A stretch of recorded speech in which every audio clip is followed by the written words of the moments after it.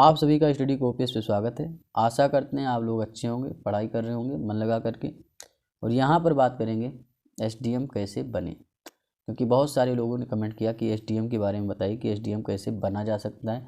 तो यहाँ पूरा प्रोसीजर फुल डिटेल में यहाँ बात की जाएगी कि एसडीएम कैसे बना जाएगा। ठीक, क्या प्रोसेस होता है, कौन कौन से स्टेज होते हैं एग्ज़ाम के, क्या क्वालिफ़िकेशन आपका होता है, सारी चीज़ें यहाँ बात की जाएंगी फुल डिटेल में। ठीक, तो चैनल को आप लोग सब्सक्राइब करिए, वीडियो को लाइक करिए, शेयर करिए।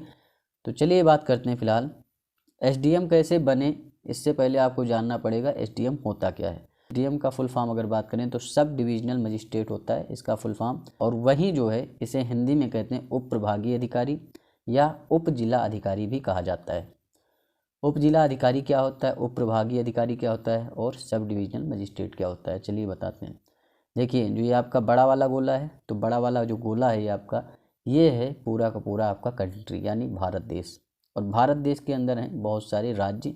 ठीक, तो ये राज्य हैं और राज्य के भी अंदर जो है वो आपका क्या है, जिला है। तो जिला का जो अधिकारी होता है उसे हम जिला अधिकारी कहते हैं, मतलब आईएएस ऑफिसर। वो जो है आप यूपीएससी का जब एग्ज़ाम देंगे तब बनेंगे। ठीक, जो जिला होता है, जिले के अंदर बहुत सारे सब डिवीज़न होते हैं जिन्हें उपजिला या उपखंड कहा जाता है।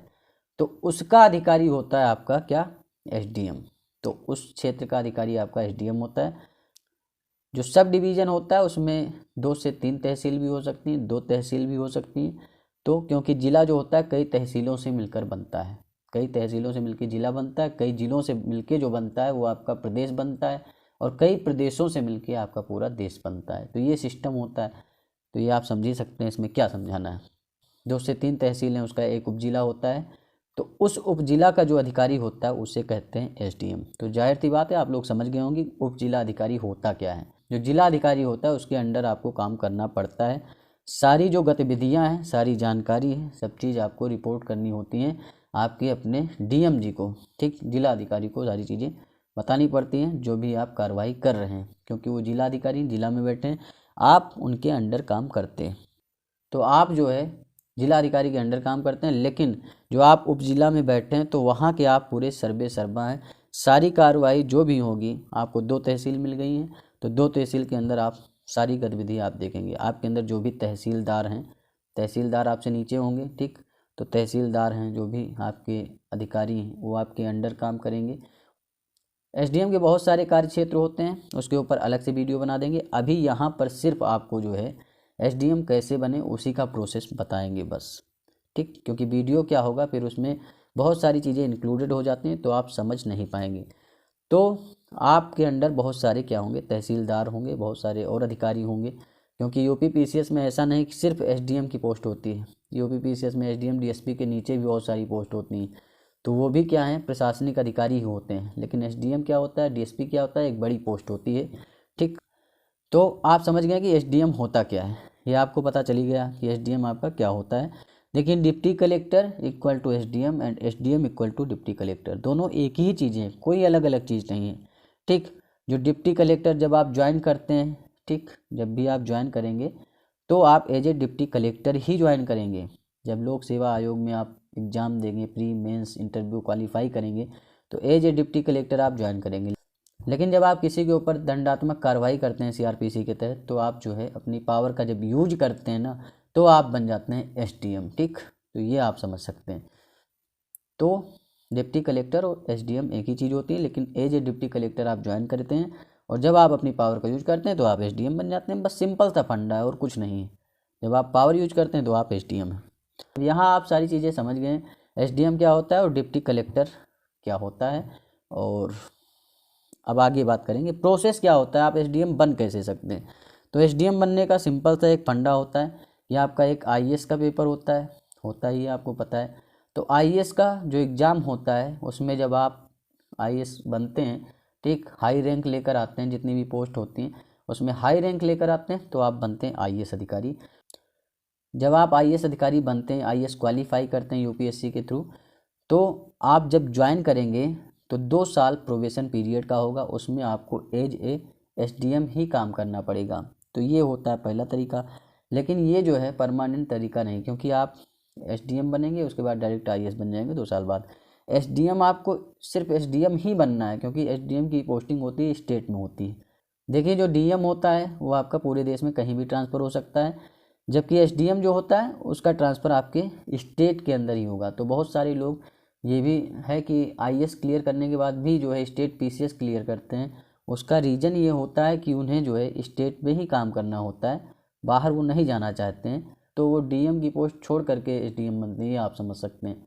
ठीक, तो क्योंकि आप आईएएस बनेंगे तो पूरे देश में आपको कहीं भी भेज सकते हैं, कहीं भी ट्रांसफ़र हो सकता है। तो जो लोग जो है पूरे देश में भ्रमण नहीं करना चाहते हैं, अपने एक स्टेट में ही ट्रांसफ़र इधर उधर करवा के रहना चाहते हैं, तो वो जो है स्टेट पीसीएस एग्ज़ाम फिर देते हैं। समझिए बात को। अब यहाँ बात करेंगे किस तरीके से आप एसडीएम बन सकते हैं, प्रोसेस क्या होता है। तो आपको पता है आपके पूरे देश में 28 राज्य और 8 केंद्र शासित प्रदेश हैं। हर राज्य जो होता है वो अपना एक स्टेट पीसीएस एग्ज़ाम करवाता है। ठीक, जैसे आपका बिहार है तो बिहार लोक सेवा आयोग है, बीपीएससी जिसे कहते हैं। यूपी है तो यूपी पीएससी है, उत्तर प्रदेश लोक सेवा आयोग। झारखंड है तो झारखंड लोक सेवा आयोग है आपका। छत्तीसगढ़ है, छत्तीसगढ़ लोक सेवा आयोग है।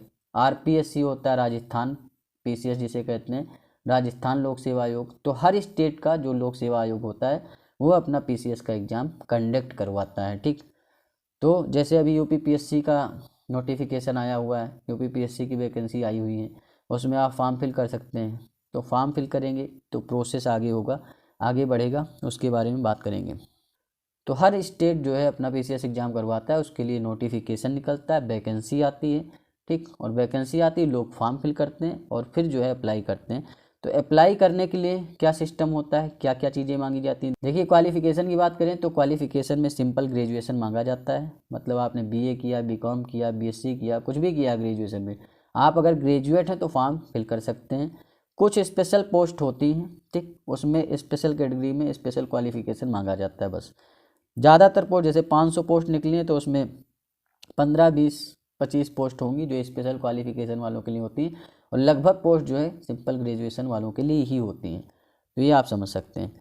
तो क्वालिफ़िकेशन में सिंपल ग्रेजुएशन मांगा जाता है, फॉर्म फिल कर सकते हैं। अब एज कितनी मांगी जाती है, तो जितने भी आपके स्टेट पीसीएस हैं, चाहे आरपीएससी हो, बीपीएससी हो, यूपीपीएससी हो, तो एज का क्राइटेरिया यही होता है कि मिनिमम 21 साल आपकी एज होनी चाहिए और मैक्सिमम 40 साल होनी चाहिए। ये आपके जनरल कैटेगरी के लिए है, और अदर कैटेगरी आपकी ओबीसी है, एससी एसटी है, उनके लिए छूट दी जाती है 5 साल की। ठीक, तो 5 साल की छूट हो जाती है। वहीं दिव्यांगजन जो होते हैं उनके लिए 15 साल की छूट दी जाती है। तो ये छूट वाली अलग बात हो जाती है, लेकिन जनरल कैटेगरी में आप आते हैं तो 21 मिनिमम होगी और 40 मैक्सिमम होगी। आप फॉर्म फिल कर सकते हैं। अब आपने फॉर्म फिल कर दिया, फॉर्म फिल करने के बाद प्रोसेस क्या होता है, यही प्रोसेस होता है। आपके 3 एग्ज़ाम होते हैं, प्री, मेंस और इंटरव्यू। टोटल 3 स्टेज आपके हो जाएंगे, प्री, मेंस, इंटरव्यू। प्री का स्टेज जो होगा उसमें आपके 2 पेपर होते हैं, एक जीके जीएस का होता है, दूसरा आपका सीसेट का होता है। ठीक, सीसेट वाला पेपर जो होता है क्वालिफाइंग नेचर का होता है, और दोनों पेपर आपके जीके जीएस और सीसेट ये ऑब्जेक्टिव टाइप के क्वेश्चन होते हैं। इसमें बहुविकल्पीय प्रश्न होते हैं, टिक लगाना पड़ता है, 4 विकल्प आते हैं। ठीक, तो उसमें आपको ABCD में टिक लगाना होता है, बस इतना आप समझ लीजिए। दोनों पेपर में आपको जो है बहुविकल्पीय प्रश्न मिलेंगे। 150 क्वेश्चन आपके जीके जीएस में आते हैं, वहीं जो है आपके सीसेट में 100 क्वेश्चन आते हैं, 100 प्रश्न आते हैं, और 200 नंबर का दोनों पेपर होता है। देखिए जो सीसेट का पार्ट है वो क्वालिफाइंग नेचर का है, उसमें जो है 33% आप ले आते हैं तो आप पास हो जाएंगे, उसमें कोई भी कट ऑफ नहीं बनेगा। कट ऑफ आपका बनेगा जीके जीएस के पोर्शन पे, जीके जीएस का जो पोर्शन है उस पर आपका कट ऑफ बनना है, 200 नंबर पे कट ऑफ जारी होगा। ठीक, और जीके जीएस में आता क्या है, तो जीके जीएस में आपका history, geography, polity, economy, science, current affair, सारी चीज़ें आपकी आती हैं सामान्य अध्ययन से संबंधित। ठीक, और वहीं अगर बात करें जो सीसेट का पेपर होता है उसमें आपका हिंदी, इंग्लिश, मैथ, रीजनिंग, ये सारी चीज़ें आती हैं, तो वो क्वालिफाइंग नेचर का होता है।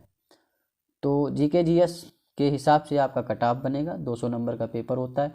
अब 200 नंबर में जो भी कट ऑफ बनेगा, तो जितनी भी पोस्ट होंगी, मान लीजिए 500 वैकेंसी आई, तो मेंस के लिए 15 गुना लोगों को बुला लिया जाएगा। ठीक, तो कट ऑफ जितना भी जारी होता है, तो 500 वैकेंसी है तो 15 गुना लोगों को मेंस के लिए बुलाया जाएगा। 7500 लोग मेंस में बैठेंगे, और मेंस का एग्ज़ाम होता है। अब मेंस में क्या होता है, मेंस में टोटल आपके 8 पेपर होते हैं, ठीक, टोटल 8 पेपर होते हैं 1500 नंबर के। तो कौन कौन से पेपर होते हैं? हिंदी होता है आपका 150 नंबर का आएगा, और यहाँ पर आपको लिखना पड़ेगा। देखिए जो प्री वाला स्टेज होता है उसमें आपका बहुविकल्पीय ऑब्जेक्टिव टाइप के क्वेश्चन आंसर आते हैं, उसमें आपको टिक लगाना होता है, 4 विकल्प दे दिए जाते हैं। यहाँ आपको लिखना पड़ता है मेंस में, ये आपको ध्यान रखना है। तो मेंस में टोटल 8 पेपर होंगे आपके। देखिए हिंदी का पेपर होगा, हिंदी का पेपर आपका 150 नंबर का होगा, यहाँ आपको सारी चीज़ें लिखकर बतानी पड़ेंगी। और वहीं पर जो दूसरा पेपर होगा वो आपका निबंध का होगा। निबंध का पेपर जो होगा उसमें भी आपको 150 नंबर का पेपर होना है, ठीक। उसके बाद सामान्य अध्ययन फर्स्ट पेपर होगा 200 नंबर का, सामान्य अध्ययन सेकंड पेपर होगा 200 नंबर का। इसी तरीके से 6 पेपर आपके सामान्य अध्ययन के होंगे। अभी क्या है, ऑप्शनल हटा दिया गया है ज़्यादातर आपके पीसीएस एग्जाम से, जैसे यूपी पीएससी यहाँ से भी हटा दिया गया आपका, ठीक। अभी क्या यूपी जीके के बारे में सारी चीज़ें पूछी जाती हैं कि यूपी का एनवायरनमेंट क्या है, भूगोल क्या है, हिस्ट्री क्या है, तो उसके ऊपर आपके दोनों पेपर ऑप्शनल में हो गए हैं।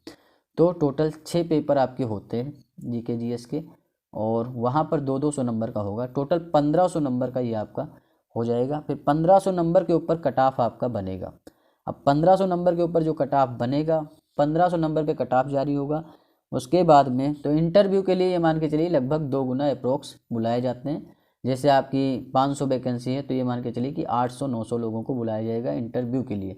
तो 100 नंबर का आपका इंटरव्यू होगा। इंटरव्यू होने के बाद 1500 नंबर वो, और 100 नंबर का ये इंटरव्यू, इसमें भी आपने जितने नंबर पाए हैं इंटरव्यू में, और 1500 नंबर में जो आपने नंबर पाए हैं उसके ऊपर टोटल आपके नंबर काउंट होंगे। उसके बाद कट ऑफ बनेगा, और 800-900 लोगों को जिनको बुलाया गया था इंटरव्यू के लिए, उसमें से टॉप के 500 लोगों को छांट लिया जाएगा, और जो 300 लोग नीचे बचेंगे वो गायब हो जाएंगे, मतलब वो फेल हो जाएंगे, ठीक। फिर अगले एग्जाम में वो फिर बैठेंगे, ठीक, वो अलग बात है, वो अलग मैटर है। लेकिन 500 लोग टॉप के छांट लिए जाएंगे। अब 500 लोग में एसडीएम कौन बनेगा? मान लीजिए कि 500 में 80 वैकेंसी आपकी एसडीएम की है, ठीक, इतनी होती है लगभग। अब उस 500 वैकेंसी में मान के चलिए कि 80 पोस्ट आपकी एसडीएम की हैं, तो टॉप के 80 बंदे जो होंगे जिनका नंबर सबसे ज़्यादा होगा वो छांट लिए जाएंगे, ठीक। अब उसमें मान लीजिए टॉप में बहुत सारे लोग ऐसे भी होते हैं जो डीएसपी के लिए अप्लाई करते हैं, तो वो बाहर हो जाएंगे। तो क्या होगा कि कम नंबर वालों को भी एसडीएम बनने का मौका मिल जाएगा, क्योंकि डीएसपी की पोस्ट अलग होती है, उसमें क्या होता है फिजिकल क्राइटेरिया होता है। तो कई लोग डीएसपी भी प्रेफर करते हैं, जिन्हें जो है पुलिस सेवा में बढ़िया तरीके से जाना होता है, वो डीएसपी प्रेफर करते हैं। तो ये होता है कम नंबर वाले भी एसडीएम बन जाते हैं, मतलब लक बाई चांस कह सकते हैं, ठीक। तो ये आप समझ सकते हैं। तो एसडीएम और डीएसपी तो बड़ी पोस्ट होती हैं आपकी, यूपी पीएससी हो, बीपीएससी हो, आरपीएससी हो, सब में, ठीक। तो जो टॉप की पोस्ट होती हैं आपकी, चाहे जो स्टेट पीसीएस एग्जाम हो, उसमें आपका एसडीएम और डीएसपी होती हैं। इस तरीके से एसडीएम बनते हैं, इतना आप समझ गए होंगे।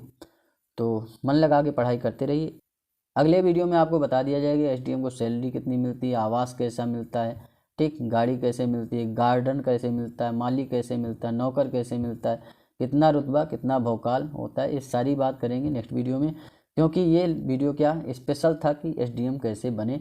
बहुत सारे लोगों को जानने की उत्सुकता थी कि कैसे एसडीएम बना जाता है, प्रोसेस क्या होता है। तो प्रोसेस आप समझ गए होंगे, प्री, मेंस और इंटरव्यू, बस 3 प्रोसेस होते हैं। 3 प्रोसेस में आप एसडीएम बन सकते हैं, और कोई भी चीज़ मुश्किल नहीं होती है। तो बनना चाहें तो बन सकते हैं मेहनत करके, ठीक। कोई भी चीज़ नामुमकिन नहीं होती है, क्योंकि इंसान ही एसडीएम बनता है, इंसान ही डीएम बनता है। तो आप भी बन सकते हैं। मन लगा के पढ़ाई करते रहिए, मेहनत करते रहिए, ठीक। तो मन लगा के पढ़ाई करते रहिए, ठीक। करेंट अफेयर क्लासेज हमारे यहाँ आने वाली हैं, और घटना चक्र मैराथन की क्लासेज चल रही यूपी पीसीएस के लिए, जो कि आपका फॉर्म आया हुआ है। तो जा करके आप देख सकते हैं, प्लेलिस्ट बना हुआ है। और चैनल को सब्सक्राइब करिए, वीडियो को लाइक करिए, शेयर करिए। मिलते हैं नेक्स्ट वीडियो में। धन्यवाद, थैंक यू, शुक्रिया।